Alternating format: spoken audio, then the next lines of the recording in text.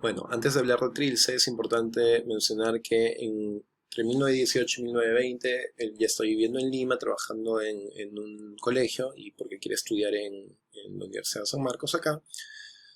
Pero en 1920 va a hacer un viaje a Santiago de Chuco y justamente coincide con un día en que hay unas trifulcas entre pobladores y la policía termina encarcelándolo porque es inculpado de un incendio que él no genera.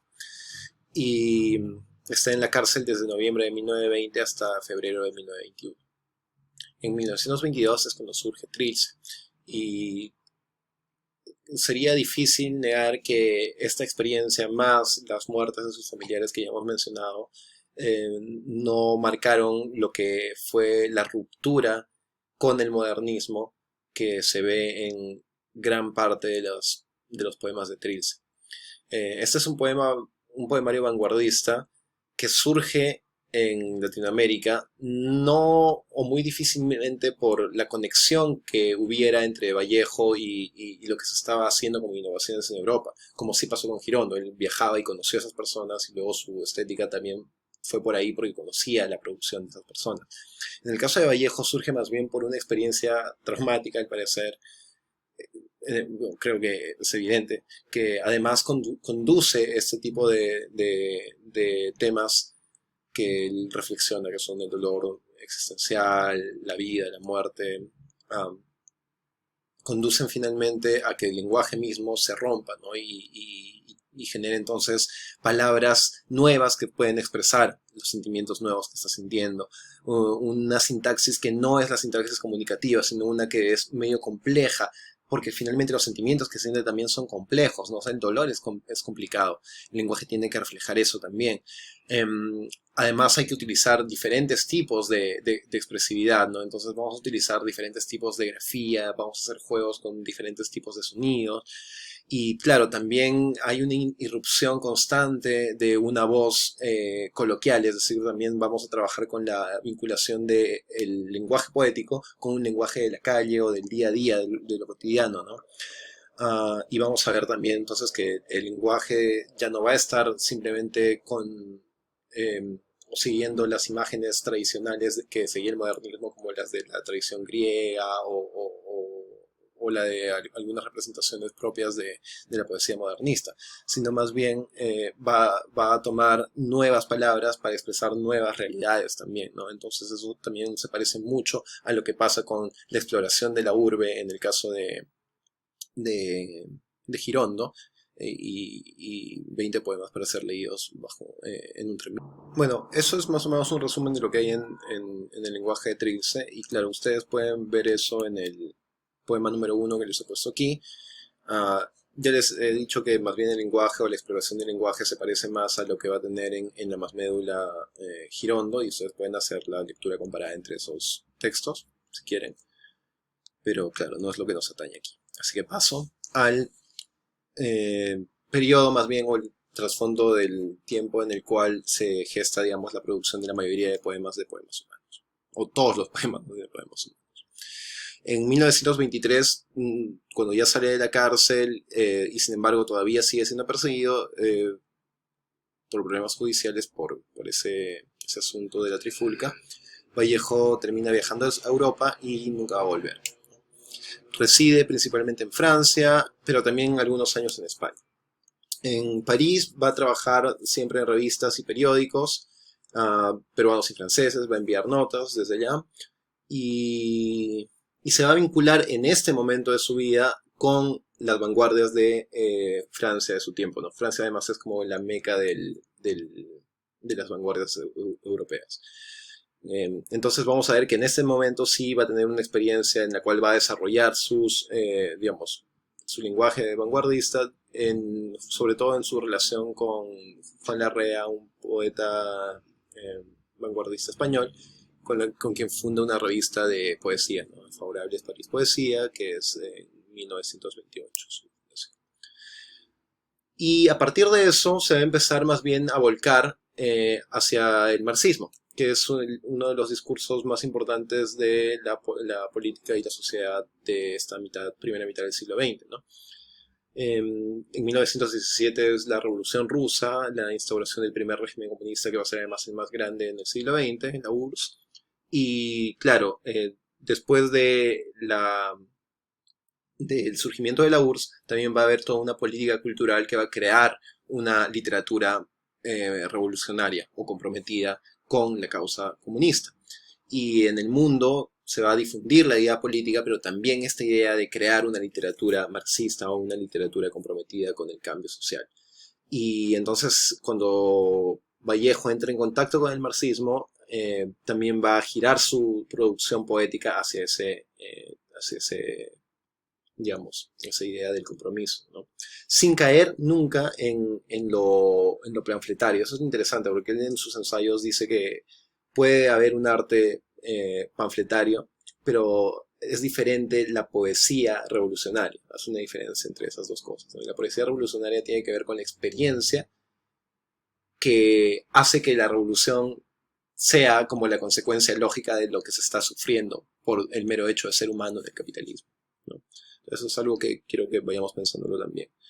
Y claro, digamos, en 1928 se une el Partido Socialista, su compromiso también se expresa ahí, y en 1931 se va a unir al Partido Comunista Español. Va a hacer además viajes a la URSS, que es además, claro, digamos, el centro de este nuevo régimen que es el que se desea instaurar en el resto del mundo. Y a partir de ello va a incurrir también en las crónicas, en los libros de crónicas que va a publicar, que son sobre sus experiencias en Rusia, en sus viajes. Y en el tercer viaje va a formar parte además de un Congreso Internacional de Escritores solidarios con este régimen soviético. Sus textos de esa época además giran un poco también aparte de la poesía hacia otros géneros, ¿no? Por ejemplo, las narraciones largas como la novela del Tungsteno, que es una narración, digamos, indigenista, pero también muy vinculada con el discurso proletario. El cuento Paco Yunque, que también tiene este trasfondo, y los ensayos que tienen que ver con la reflexión entre la relación del arte y el socialismo, y con respecto a lo que debería ser el arte, digamos, que puede encontrarse en Contra el Secreto Profesional y El Arte y la Revolución, que van a ser publicados póstumamente, pero son escritos en esta época también, igual que Paco Yunque. En 1936 explota la Guerra Civil Española, que va a oponer, digamos, la Segunda República, que era una república más bien tirada hacia el socialismo, y va a, digamos, oponerla a una insurgencia fascista comandada por el caudillo Francisco Franco. Y en esta guerra civil que se genera desde 1936 en España, los escritores comprometidos con el socialismo obviamente van a tomar la opción por la Segunda República contra Franco. Finalmente Franco va a ganar y van a morir muchos de los escritores, como por ejemplo Federico García Lorca, ¿no? Fusilado por los militares que siguen a Franco. Y Vallejo va a mudarse en ese momento a España para estar ahí como corresponsal además, ¿no? de lo que estaba pasando. Y en 1937 además forma parte del segundo Congreso Internacional de Escritores en Defensa de la Cultura, que se da en Barcelona, y que tiene que ver también con esta coalición de escritores que le hacen frente al régimen fascista que está surgiendo. En 1938 cae enfermo por causas que en verdad no se conocen, y finalmente, pocos meses después, un mes después, muere. En 1939, póstumamente, aparecen Poemas Humanos, que son compilados por Georgette Vallejo, su esposa, no, Georgette Philippart se llama, y Raúl Porras Barrenechea, ¿no? Y claro, también aparece ese mismo año en España un poemario que ya había preparado como una unidad, que es España parte de mí este cáliz, Vallejo antes de morir, ¿no?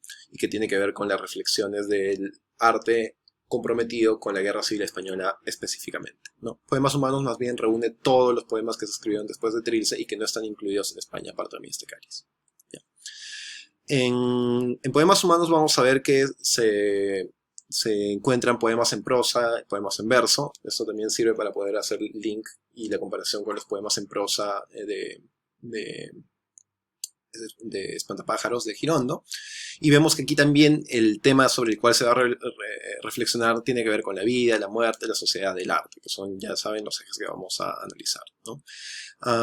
Además vamos a ver que el tono ensayístico tampoco va a abandonar, estas reflexiones que van a tomar un tono ensayístico en los poemas en prosa, también van a incluirse de alguna manera o infiltrarse de alguna manera en los poemas en verso, que de alguna manera, que también ahora vamos a ver que ya van a dejar tanto un poco las innovaciones vanguardistas de Trilce con el lenguaje, o sea, no se va a dejar por completo, pero digamos se va a optar por un lenguaje un poco más comunicativo, porque justamente lo que se quiere hacer es expresar esta situación que vive el ser humano a causa de la sociedad en la cual nos ha tocado nacer, que es la sociedad capitalista, ¿no? Entonces también hay este giro hacia el discurso marxista, explicado siempre desde la vivencia individual de la miseria humana, digamos, ¿no? Y en España, aparte de el Cáliz, tenemos ya la consumación de este arte más bien que es más comprometido incluso, ¿no? con una causa particular que es la Guerra Civil Española. Sobre el discurso de la religión, en este caso vamos a ver que el amor por el prójimo, que digamos es uno de los ejes de la tradición cristiana, va a ser uno de los únicos que se va a mantener aquí como una esperanza dentro de este mundo terrible, como la única esperanza quizás para digamos, el cambio de la sociedad, ¿no? Y entonces se plantea esta idea de un amor universal entre todos los humanos, que de alguna manera podría ser una luz dentro de esta oscuridad, ¿no? Eso también quiero que lo tengan. Bueno, con eso hemos llegado al momento del análisis de los poemas, así que en el siguiente video hago este análisis y ya en el último les doy la explicación sobre en qué consistiría la sesión sincrónica del lunes 6 de julio. Nos vemos allá.